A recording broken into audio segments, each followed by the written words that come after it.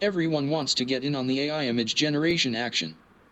But if you've been intimidated by the existing options out there based on Stable Diffusion, including the Midjourney Discord bot, you're in luck. Diffusion B is a simple Mac app that gives you everything you need to generate your own images from text prompt using the open source AI image generation framework. The app, developed by Divam Gupta, requires no technical expertise whatsoever and installs on M1 Macs via drag and drop.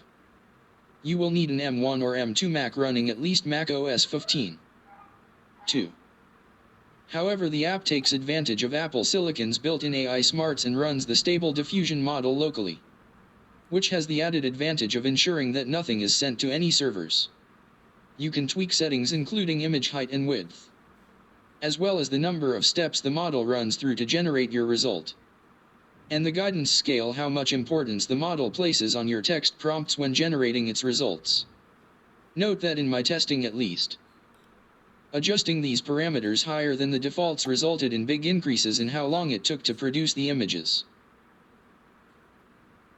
This is an extremely easy and free way to start playing around with Stable Diffusion yourself, provided you've got a Mac to use it.